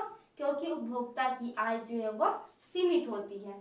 अगला टॉपिक है विभिन्न उपभोग। विभिन्न उपभोग या विभिन्न उपयोग, तो जिस वस्तु का ज्यादा से ज्यादा उपयोग किया जा सकता है, अलग अलग स्तर पे अलग अलग प्रकार से उपयोग किया जाता है, उसकी कीमत जितनी घटती है उसकी मांग उतनी बढ़ती जाती है। जैसे कि दूध, दूध से मिठाई, पनीर, घी, मक्खन, दूध आदि बनाए जा सकते हैं। इन्हें स्टॉक किया जा सकता है, आज हम लोग बनाए और आज ही खत्म हो जाए ऐसा तो नहीं है। इसे सप्ताह, 2 सप्ताह, महीना ऐसे स्टॉक किया जा सकता है। तो जिस वस्तु का अलग अलग उपयोग है, दूध से ही हम लोग कई प्रकार की चीजें बना सकते हैं और कई दिनों तक स्टॉक करके रख सकते हैं। तो जैसे ही इसकी कीमत में थोड़ा सा भी बदलाव आएगा, थोड़ा सा भी कमी आएगा, इसकी अधिक से अधिक मात्रा खरीदी जाएगी और इसके अलग अलग प्रयोग करके अलग रूप से स्टॉक किए जाएंगे। समझ गए? हमारा अगला पॉइंट है प्रतिस्थापन व पूरक वस्तुओं का प्रभाव। प्रतिस्थापन का मतलब हम लोगों ने समझा था कि एक वस्तु के स्थान पे दूसरे वस्तु को ला देना। तो पेट्रोल के स्थान पे सीएनजी, पेट्रोल के स्थान पे सीएनजी को कैसे लाएंगे? पहले पेट्रोल सस्ता था तो अधिकांश गाड़ियां, ज्यादातर वाहन पेट्रोल से चलने वाले चलाए जाते थे, पर जैसे जैसे पेट्रोल की कीमत बढ़ती जा रही है हम लोग पेट्रोल के उपयोग को कम कर दिए हैं और उसके स्थान पे सीएनजी को ला दिए हैं। तो यहाँ पे पेट्रोल की कीमत बढ़ गई है, पेट्रोल की कीमत बढ़ने की तुलना में सीएनजी की कीमत कम है, जिस कारणवश सीएनजी का उपयोग ज्यादा से ज्यादा किया जाएगा। हमारा हेडिंग है चेंज इन डिमांड, मांग में परिवर्तन। तो मांग में परिवर्तन आने के कितने कारण हैं? क्या कारण है? मांग में परिवर्तन आने के 2 कारण हैं। पहला कारण है due to change in price, दूसरा due to change in other factor. तो प्राइस में क्या, जब वस्तु की प्राइस, वस्तु की कीमत में बदलाव आता है तो उपभोक्ता उस वस्तु को या तो अधिक खरीदता है या तो कम खरीदता है। तो इसका मतलब क्या समझे, due to change in price का मतलब जब वस्तु की कीमत में चेंज आता है तो मांगी गई मात्रा या फिर मांग मीन्स डिमांड में भी परिवर्तन होता है। अगला आ गया due to change in other factor, means वस्तु के प्राइस को छोड़ करके, वस्तु के प्राइस को छोड़ करके किसी और चीज में, किसी और कारक में परिवर्तन आने के कारण जब मांग में परिवर्तन आए। इसका क्या मतलब है, पहला प्राइस में अंतर आने के कारण हमारा डिमांड घटता बढ़ता था, दूसरा प्राइस को छोड़ करके अदर फैक्टर्स के कारण भी डिमांड में परिवर्तन आ सकता है। कैसे, जैसे कि हम लोगों ने पिछले पाठों में अच्छे से समझ रखा है कि जब उपभोक्ता की आय बढ़ती है तो वह न्यूनतम वस्तुओं की मांग कम कर देता है और सामान्य वस्तु की मांग बढ़ा देता है। पूरक वस्तुएं, प्रतिस्थापन वस्तुएं, मौसम में परिवर्तन, जनसंख्या में परिवर्तन, तो इन कारणों की वजह से भी मांग में परिवर्तन हो सकता है। तो यही हमारा है चेंज इन अदर फैक्टर। समझ लिए, चलिए इसे और डिटेल में समझते हैं। तो सबसे पहले देखते हैं due to change in price में, तो change in quantity demand, change in quantity demand, तो प्राइस में अंतर होने के कारण यहाँ पे क्वांटिटी, डिमांड की क्वांटिटी में अंतर आता है, और अदर फैक्टर में चेंज होने के कारण change in demand means demand में परिवर्तन होता है। पहले चलिए समझते हैं प्राइस में चेंज आने के कारण डिमांड में कैसे और क्या चेंज आता है। हमारा पहला आ गया एक्सपेंशन।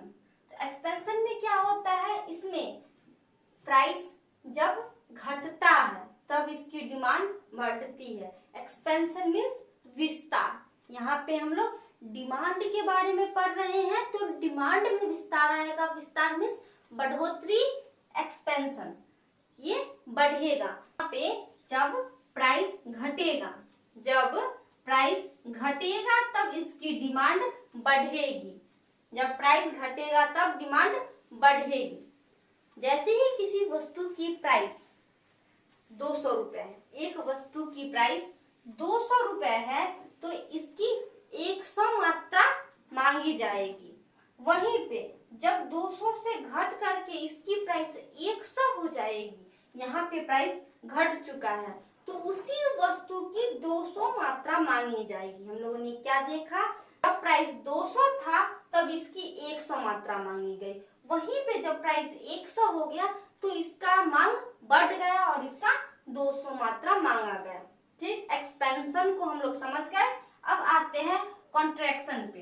तो कॉन्ट्रैक्शन में क्या होता है, जब प्राइस बढ़ता है तो डिमांड घटता है, संकुचन।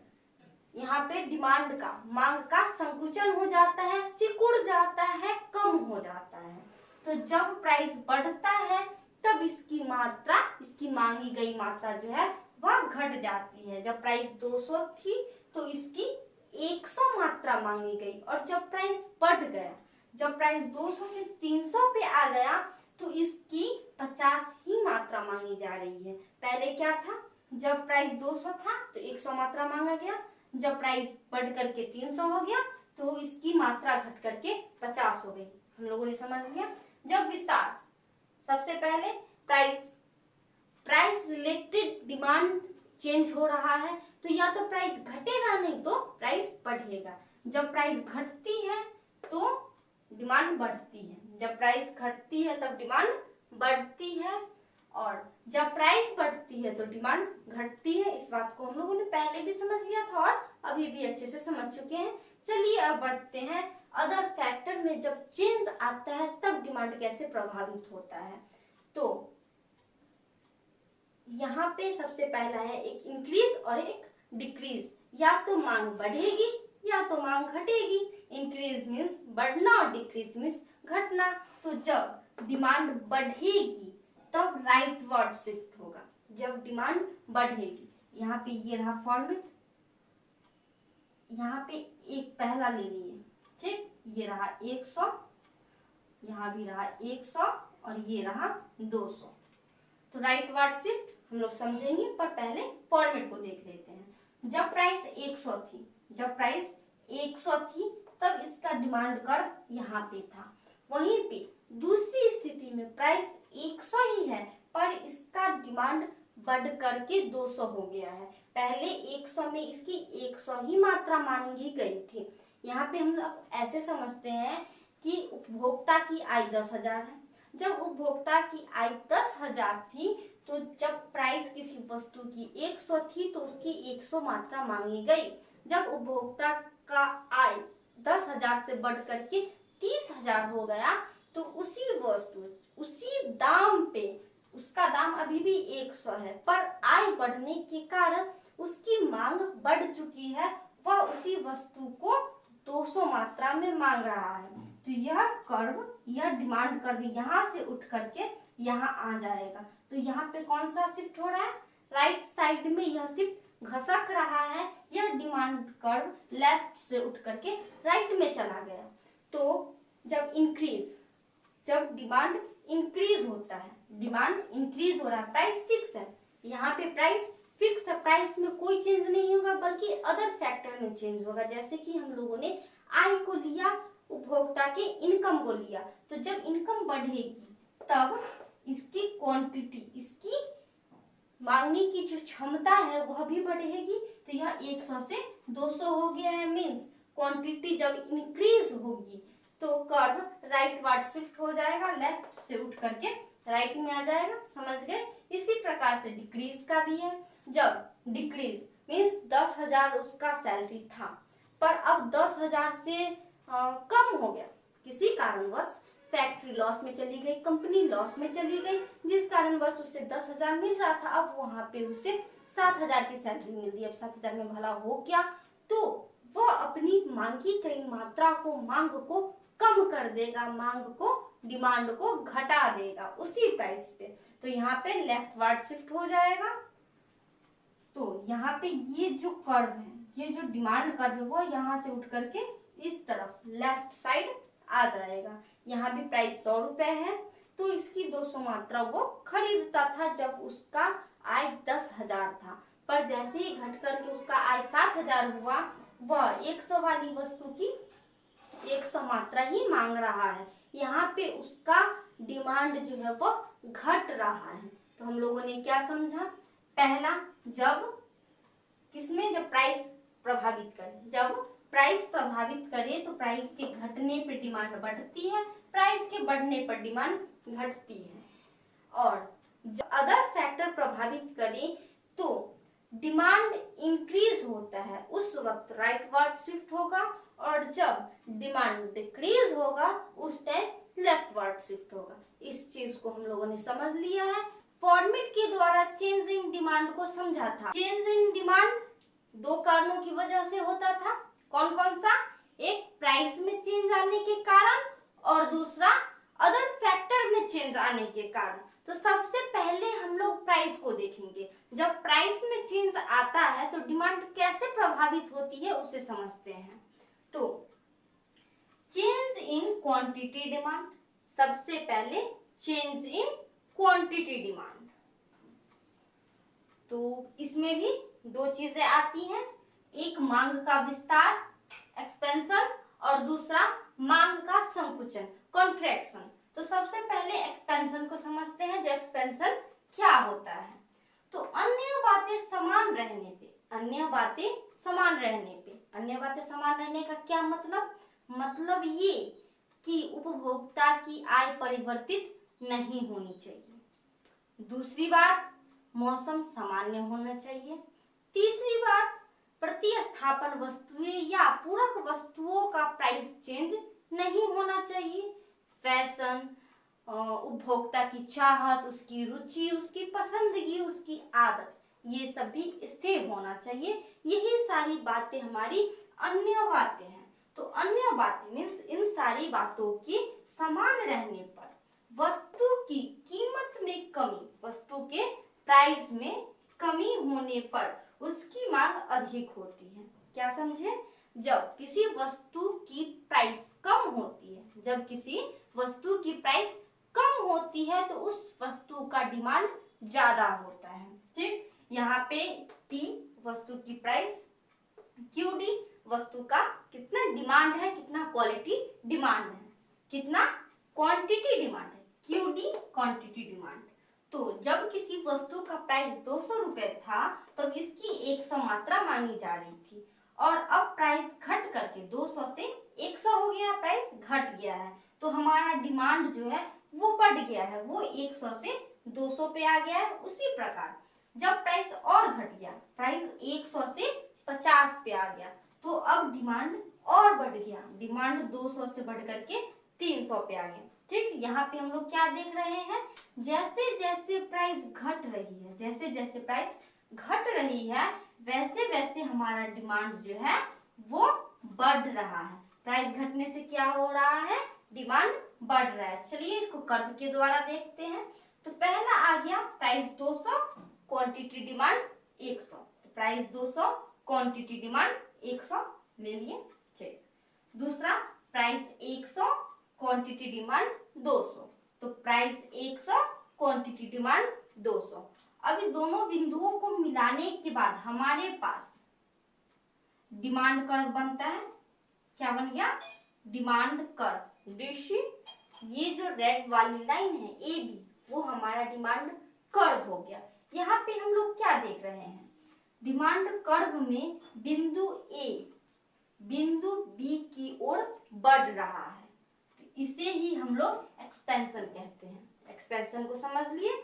अब आ जाते हैं कॉन्ट्रैक्शन पे। तो कॉन्ट्रैक्शन क्या होता है, तो इसमें भी वही है, अन्य बातें समान रहने पे, मीन्स उपभोक्ता की आय, उपभोक्ता की पसंद, उसकी आदत, फैशन, प्रतिस्थापन वस्तु, पूरक वस्तुएं, ये सभी की कीमत स्थिर हो, ये सभी स्थिर हो, तब वस्तु की अपनी कीमत में वृद्धि होने पर, वस्तु के प्राइस, गुड्स के प्राइस, प्रोडक्ट के प्राइस के बढ़ने पर, जब इसका प्राइस बढ़ेगा, कीमत में वृद्धि होने पर उसकी मांग कम हो जाती है। हम लोगों ने यहाँ क्या देखा, जब वस्तु की प्राइस कम हो जाती है तो उसका डिमांड बढ़ जाता है। इसका ठीक विपरीत हम लोग कॉन्ट्रैक्शन में देखेंगे। जैसे ही किसी वस्तु का प्राइस बढ़ जाएगा तो उसकी डिमांड जो है वो कम हो जाएगी। जैसा कि हम लोग यहाँ देख पा रहे हैं, एक वस्तु की प्राइस 100 रुपए थी तो इसकी 200 मात्राएं मांगी जा रही थी। उसी जगह पर इस वस्तु का प्राइस 100 से बढ़ के 200 हो गया है, 100 से बढ़ के 200 हो गया है, तो इसी वस्तु की मात्रा घट गई है। यहाँ पे 200 से घट करके यह 100 हो गई है। अब आगे इसकी प्राइस और बढ़ गई, 200 से बढ़ करके ये 300 पे आ गई, तो इसकी मांगी गई मात्रा और घट गई। यहाँ पे 100 से घट के ये 50 पे आ गई। तो हम लोगों ने यहाँ पे क्या देखा, जैसे जैसे वस्तु का प्राइस बढ़ता आ रहा है, जैसे जैसे यहाँ पे वस्तु का प्राइस बढ़ रहा है, वैसे वैसे क्या हो रहा है, वस्तु की मांगी गई मात्रा घट रही है। तो चलिए इसको भी हम लोग फॉर्मेट के द्वारा देखते हैं, फॉर्मेट के द्वारा समझते हैं। तो यहाँ पे वस्तु की प्राइस 100, इसकी मांगी गई मात्रा 200, तो प्राइस ले लिए 100, इसकी मांगी गई मात्रा 200, बिंदु A ये रहा। उसके बाद प्राइस बढ़ गया है, वस्तु की कीमत 200 और इसकी मांगी गई मात्रा 100, तो वस्तु की प्राइस 200 और मांगी गई मात्रा 100, बिंदु B इसका फॉर्मेट रहा। अब दोनों बिंदुओं को हम लोग मिला दिए हैं, AB इसका डिमांड कर्व है। तो डिमांड कर्व में यहाँ हम लोग क्या देख रहे हैं, बिंदु A जो है वह कीमत बढ़ने के कारण बिंदु B पे चली गई है, बिंदु A से घसक के बिंदु B पे चली गई है। तो ये जो प्रक्रिया हो रही है, ये जो हो रहा है, इसे ही हम लोग कॉन्ट्रैक्शन कहेंगे। एक्सपेंशन में क्या देखें, एक्सपेंशन में हम लोगों ने देखा कि प्राइस के घटने पर, प्राइस के घटने पे डिमांड बढ़ रहा है। कॉन्ट्रैक्शन में क्या देखें, प्राइस के बढ़ने पर इसका डिमांड घट रहा है। समझ गए, यहाँ प्राइस कम है तो क्वांटिटी डिमांड ज्यादा है, कॉन्ट्रैक्शन में प्राइस ज्यादा है तो इसकी क्वांटिटी डिमांड कम है। तो हम लोगों ने यहाँ पे क्या समझा change in quantity demand, quantity demand में कैसे क्यों चेंज आता है इसे समझ लिए हैं। अब हम लोग समझेंगे चेंज इन डिमांड, डिमांड में कैसे चेंज आता है। तो चलिए समझते हैं चेंज इन डिमांड को। चेंज इन डिमांड में प्राइस चेंज नहीं होता है, इसमें अदर फैक्टर चेंज होते हैं। पहले हम लोगों ने क्या देखा था, क्वांटिटी डिमांड में प्राइस के चेंज होने के कारण डिमांड चेंज हो रही थी, पर यहाँ प्राइस फिक्स रहेगी, प्राइस वही रहेगी, इसमें अदर फैक्टर्स के प्राइस को या फिर अदर फैक्टर के चेंज होने के कारण डिमांड चेंज होगा। तो वस्तु की अपनी कीमत के अतिरिक्त अन्य तत्वों में परिवर्तन के कारण इस पे इफेक्ट पड़ेगा।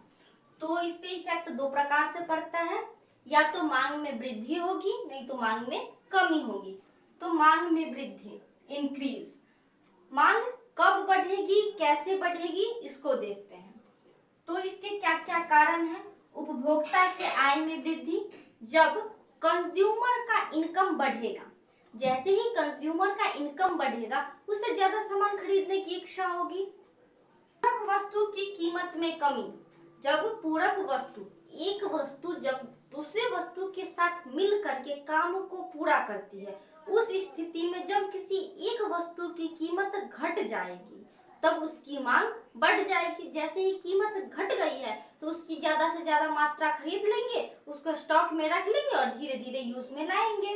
प्रतिस्थापन वस्तु की कीमत में वृद्धि, एक वस्तु के स्थान पे दूसरे वस्तु का उपयोग करना। इस स्थिति में अगर एक वस्तु की प्राइस बढ़ गई है तो उस अपेक्षाकृत दूसरे वस्तु की दाम तो घटी हुई है, तो जिस वस्तु की दाम घटी हुई है उसकी मांग बढ़ जाएगी। जैसे कि चाय या कॉफी, जैसे ही चाय का दाम बढ़ेगा और चाय की अपेक्षाकृत तो कॉफी का दाम कम है ना, जिस कारणवश चाय की कीमत बढ़ी हुई है तो चाय का मांग घट जाएगा। और कॉफी की कीमत तो वही है पर चाय की अपेक्षाकृत कम है, जिस कारणवश कॉफी की मांग बढ़ जाएगी।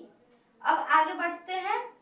कीमत बढ़ने की संभावना मीन्स भविष्य में किसी वस्तु का भविष्य में कीमत बढ़ने की बहुत संभावना है कि 1 महीने बाद, 2 महीने बाद इस वस्तु की कीमत बढ़ेगी। उस स्थिति में जिस वस्तु की कीमत बढ़ने की संभावना है उसकी मांग वर्तमान में ही बढ़ जाएगी। फैशन आदत रुचि में परिवर्तन, फैशन क्या ट्रेंड चल रहा है, रुचि किस वस्तु को खाना हम पसंद करते हैं, आदत हमें चाय पीने की आदत है, कॉफी पीने की आदत है, इन सभी में परिवर्तन आने के कारण भी मांग प्रभावित होती है। क्रेता की संख्या में वृद्धि, जैसे ही क्रेताओं की संख्या में वृद्धि होगी वैसे ही ज्यादा से ज्यादा वस्तु खरीदी जाएगी। तो इन कारणों की वजह से, इन अदर फैक्टर में चेंजेस आने की वजह से मांग, डिमांड में भी चेंज आता है, डिमांड पे भी प्रभाव पड़ता है। तो इन वस्तुओं के कारण, इन फैक्टर्स में परिवर्तन आने के कारण हमारे मांग में भी परिवर्तन आता है। तो इस परिवर्तन में जो शिफ्ट होता है, कर्व का जो एक तरफ से दूसरी तरफ जाना होता है, उसे हम लोग राइटवर्ड शिफ्ट कहते हैं। तो राइटवर्ड शिफ्ट कैसे कहते हैं वो भी देख लेते हैं। यहाँ एक वस्तु है जिसकी प्राइस P है, यहाँ पे देखिए प्राइस फिक्स है, प्राइस 100 की 100 ही है। जब प्राइस 100 थी, जब प्राइस 100 है तो इसकी 100 मात्रा मांगी जा रही है, बस फैक्टर में कमी आने के कारण या फिर फैक्टर में वृद्धि होने के कारण, फैक्टर में परिवर्तन आने के कारण 100 रुपए होने पर ही इसकी मात्रा बढ़ करके 200 हो गई है। जैसे कि मान लेते हैं उपभोक्ता की आय, जब उपभोक्ता की आय 10,000 रुपए थी तो वह 100 रुपए वाली वस्तु की 100 मात्रा का डिमांड कर रहा था, पर जैसे ही उसकी आय में वृद्धि हुई वह 10,000 से बढ़ करके 30,000 हो गया। आय में बढ़ोतरी हुई है जिस कारणवश फिक्स प्राइस पर ही उसकी मांगी गई मात्रा में वृद्धि हो गई है। इसे फॉर्मेट द्वारा देखते हैं। प्राइस 100 ही है, जब 100 थी तो 100 मात्रा, जब आय बढ़ गई तो 100 से बढ़ करके इसकी मात्रा 200 हो गई। तो यहाँ पे बिंदु A बिंदु P की ओर बढ़ रहा है, यहाँ पे राइटवर्ड शिफ्ट। लेफ्ट से उठ करके कोई वस्तु, किसी वस्तु की मांग राइट की तरफ जा रही है, तो यहाँ राइटवर्ड शिफ्ट हो रही है। इसे समझ गए? इसी प्रकार मांग में वृद्धि राइटवर्ड शिफ्ट है। इसी प्रकार ठीक इसका उल्टा कर दीजिएगा तो हमारा मांग में कमी मीन्स लेफ्टवर्ड शिफ्ट आ जाएगा। बात दोनों में सेम ही है, बस हर बात का उल्टा कर देना है। ठीक, तो यहाँ पे मांग में कमी में उपभोक्ता की आय में कमी आएगी, पूरक वस्तु की कीमत बढ़ेगी, प्रतिस्थापन वस्तु की कीमत में कमी आएगी, कीमत बढ़ने की कीमत घटने, भविष्य में कीमत घटने की संभावना होगी, आदत रुचि फैशन सब में परिवर्तन आएगा, जनसंख्या के कम होने की संभावना होगी। तो मांग में कमी में हम लोग मांग में वृद्धि वाले जो भी कारण है सबका विपरीत समझ लेंगे। ठीक, अब इसमें क्या होता है, मांग में कमी को बाईं ओर मांग की वक्र की घिसकाव द्वारा व्यक्त किया जाता है। मीन्स पहले ही इस चार्ट को देख लेते हैं, फिर समझने में आसानी होगी। यहाँ पे भी प्राइस फिक्स है, ठीक, लेकिन उपभोक्ता की आय में कमी आने के कारण उसके मांगी गई मात्रा में भी कमी आएगी। पहले हम लोगों ने क्या देखा था, आय जो है वो 10,000 से बढ़ करके 30,000 हो गई थी, पर यहाँ पे आय 10,000 से घट करके 7,000 हो गई है। जैसे ही हमारा इनकम घटा है तो हमारा डिमांड भी तो कम होगा। तो आय घटने के कारण वस्तु की वही प्राइस थी, पर हमारा आय घट गया है, अदर फैक्टर प्रभावित हुए हैं, जिस कारणवश वस्तु की मात्रा भी घट जाएगी। पहले हम लोग 100 रुपए में 200 वस्तु की मात्रा का मांग करते थे, परंतु आय घटने की वजह से, अदर फैक्टर प्रभावित होने की वजह से उसी वस्तु की हम लोग मात्रा की मांग को घटा दिए हैं, वस्तु की मात्रा को घटा दिए हैं। 200 से घट करके यह 100 आ गई। प्राइस फिक्स है 100। पहले हम लोग 200 वस्तु का मांग कर रहे थे, पर अदर फैक्टर प्रभावित होने के कारण अब हम लोग 100 मात्रा का मांग कर रहे हैं। तो यहाँ लेफ्ट वर्ड शिफ्ट हो रहा है, ए राइट से उठ करके लेफ्ट की ओर बढ़ रहा है, तो यहाँ हमारा लेफ्ट वर्ड शिफ्ट हो रहा है। समझ गए? हम लोगों ने क्या समझा, जो चेंज इन डिमांड दो वजह से होता है, एक प्राइस में चेंज होने के कारण, दूसरे अदर फैक्टर में चेंज आने के कारण। तो प्राइस में जब चेंज आता है तो एक्सपेंशन और कॉन्ट्रैक्शन होता है। एक्सपेंशन में क्या देखा, जब वस्तु की प्राइस घटती है तब उसकी डिमांड बढ़ती है। कॉन्ट्रैक्शन में क्या देखा, जब वस्तु का प्राइस बढ़ता है तब उसका डिमांड घटता है। उसके बाद आ गए अदर फैक्टर में चेंज होने के कारण हमारा डिमांड प्रभावित होता है। वो कैसे होता है, तो इसमें हमारा प्राइस फिक्स होता है, प्राइस वही होता है, पर अदर फैक्टर्स चेंज होने के कारण हमारा डिमांड घटता या बढ़ता है। तो इसमें भी दो प्रकार आते हैं, एक मांग बढ़ेगी मींस इंक्रीज, और एक डिक्रीज। इंक्रीज में क्या देखें, जो अदर फैक्टर में कुछ चीजें बढ़ती हैं या फिर घटती हैं, जिस कारण प्राइस फिक्स ही रहती है पर इसकी मांग बढ़ जाती है। दूसरा डिक्रीज, प्राइस फिक्स ही रहेगी पर इसका मांग घट जाएगा। हम वस्तु के प्रकार, वस्तु के प्रकार मांग के दृष्टिकोण से वस्तुओं के वर्गीकरण को पढ़ेंगे। सो इसमें हम लोग वस्तु कितने प्रकार के होते हैं, कौन कौन से होते हैं, उन पे मांग का क्या प्रभाव पड़ता है, इस बात को हम लोग समझेंगे। तो चलिए समझते हैं वस्तुओं के प्रकार को। तो हमारा हेडिंग है मांग के दृष्टिकोण से वस्तुओं का वर्गीकरण, जिसमें कि पहला वस्तु आता है सामान्य वस्तुएं, नॉर्मल गुड्स। सामान्य वस्तुएं, नॉर्मल गुड्स।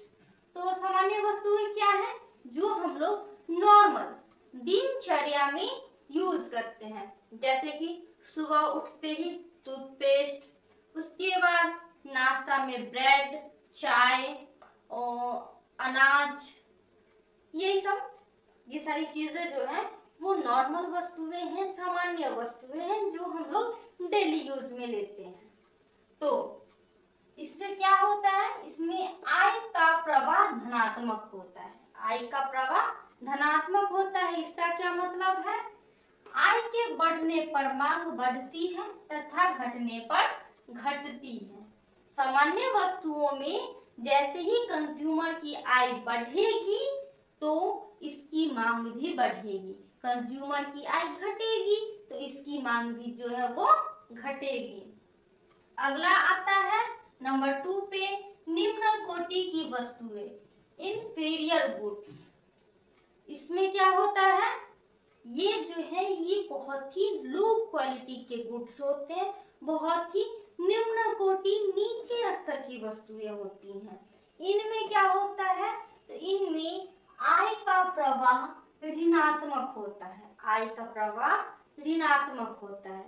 आय के प्रवाह ऋणात्मक होने का क्या मतलब है, आय के बढ़ने पर मांग कम हो जाती है। इसमें क्या होता है, जैसे ही कंज्यूमर की आय बढ़ेगी तो निम्न कोटि के वस्तुओं की मांग जो है वो घट जाएगी।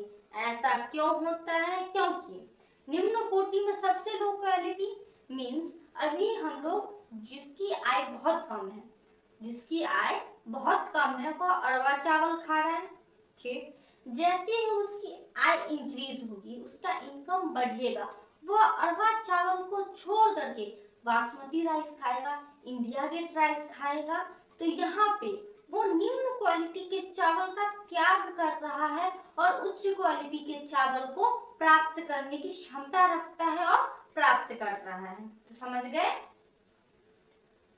निम्न कोटि में जैसे ही आय बढ़ेगी तो इसकी मात्रा कम मांगी जाएगी, आय कम हो जाएगी तो निम्न कोटि वस्तुओं की मात्रा को अधिक कर दिया जाएगा।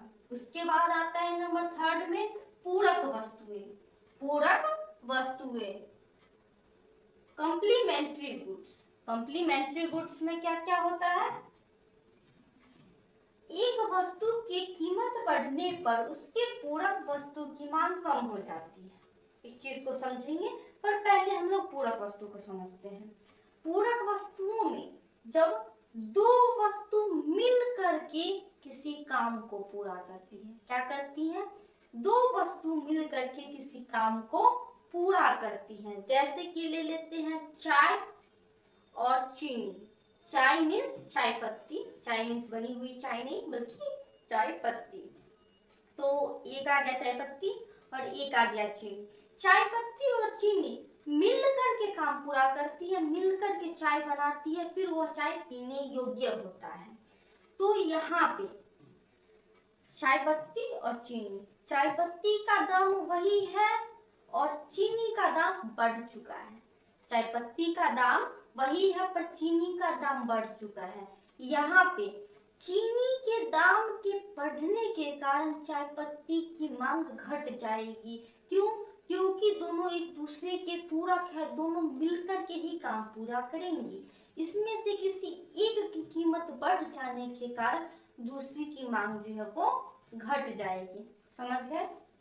तो एक वस्तु की कीमत बढ़ने पर उसके पूरक चाय और चीनी में चीनी की कीमत बढ़ने के कारण उसका पूरक चाय, पूरक वस्तु की मांग घट जाएगी, कम हो जाएगी, चाय की मांग कम हो जाएगी। एक वस्तु की मांग तथा दूसरे वस्तु की कीमत बढ़ने पर चाय की मांग कम हो जाती है,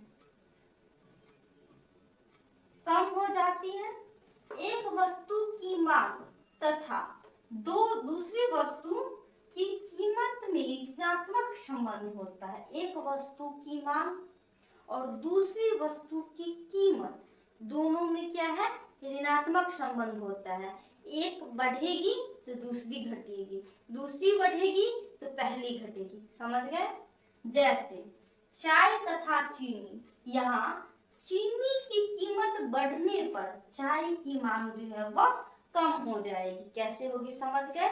अब हमारा चौथा नाम आता है, चौथी वस्तु है स्थानापन्न वस्तु। स्थानापन्न वस्तुओं को हम लोगों ने अच्छे से समझ रखा है, चल पर चलिए फिर से एक बार समझते हैं। तो स्थानापन्न वस्तु सब्स्टिट्यूट गुड्स, तो इसमें क्या आती है, एक वस्तु की कीमत बढ़ने पर दूसरे वस्तु की मांग बढ़ती है। एक की कीमत बढ़ने पर दूसरी की मांग बढ़ती है। कैसे?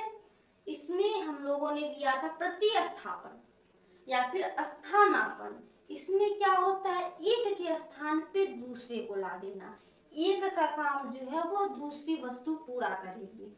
तो एक वस्तु की कीमत, जैसे कि चाय और कॉफी, दोनों एक दूसरे के स्थान पे आ सकती हैं, एक दूसरे की जरूरतों को पूरा कर सकती हैं। तो चाय और कॉफी में अगर चाय की कीमत बढ़ गई है तो यहाँ पे कॉफी की अपेक्षाकृत चाय की कीमत बढ़ी हुई है, जिस कारणवश चाय की मांग घट जाएगी और कॉफी की मांग जो है वो बढ़ जाएगी। समझ गए स्थानापन्न वस्तुओं को? तो स्थानापन्न वस्तुओं में क्या होता है, जब एक वस्तु दूसरे वस्तु का स्थान ले ले, जिसमें कि एक वस्तु की कीमत बढ़ने के कारण दूसरी की मांग जो है वो बढ़ जाती है। समझ गए? चलिए फिर से एक बार समझते हैं और फॉर्मेट के द्वारा देखते हैं। तो सबसे पहले आता है नॉर्मल गुड्स। क्या आता है? Normal goods. और इसका पिक्चर ये रहा, पिक्चर नंबर 1। तो इसमें हम लोग क्या देख रहे हैं, Y और Q। Y जो है वो इसका प्राइस है और Q जो है वो क्वांटिटी है। तो यहाँ पे ये छोटी वाली लाइन थी, पर अब क्या हुआ, अब हमारी आय बढ़ चुकी है, हमारी आय जो है वो बढ़ चुकी है। आय बढ़ने के कारण हम लोग ज्यादा कंज्यूम करेंगे, कम कीमत है, कीमत उतनी ही है पर हमारी आय बढ़ चुकी है, या उसकी प्राइस ही घट चुकी है, किसी वस्तु की प्राइस ही घट चुकी है। तो हम लोग उसी प्राइस पे, जो घटी हुई प्राइस है, उसी पे अधिक से अधिक वस्तुएं खरीदेंगे। तो यहाँ पे यह लाइन, छोटी वाली लाइन 1 जो है वो बढ़ करके 2 हो चुकी है, 1 जो है वो बढ़ करके 2 हो चुकी है। तो यहाँ क्या देख रहे हैं, इनकम या फिर वस्तु की कीमत घटने के कारण इसकी मांग जो है वो बढ़ रही है। अब आ जाते हैं इंफीरियर गुड्स पे। तो इंफीरियर गुड्स पे क्या हो रहा है, यहाँ पे देखिए इनकम जो है वो बढ़ चुकी है, ये रही हमारी पहली वाली। शुरू में जब हमारी इनकम उतनी ही थी तब की लाइन ये रही। अब इनकम बढ़ चुका है, इनकम जो है वो बढ़ चुका है। तो इनकम बढ़ने के कारण यहाँ पे क्वालिटी जो है वो घट चुकी है, इनकम बढ़ने के कारण निम्न क्वालिटी घट चुकी है। अब आ जाते हैं पिक्चर नंबर 3 पे, कॉम्प्लीमेंट्री गुड्स। तो कॉम्प्लीमेंट्री गुड्स में क्या हो रहा है, यहाँ पे एक वस्तु की प्राइस जब बढ़ चुकी है तो दूसरी की मांग घट चुकी है। एक ऊपर वाला लाइन प्राइस घटा है, मींस नीचे शो कर रहा है P1 पे आ चुकी है, जिस कारणवश इसकी क्वालिटी Q ले जा रही थी, जो कि अब Q1 ले जा रही है। उसके बाद आते हैं सब्स्टिट्यूट गुड्स पे। तो यहाँ पे क्या हो रहा है, एक वस्तु की कीमत बढ़ने के कारण दूसरे वस्तु की मांग जो है वो बढ़ रही है। एक वस्तु की कीमत बढ़ने के कारण दूसरे वस्तु की मांग बढ़ रही है।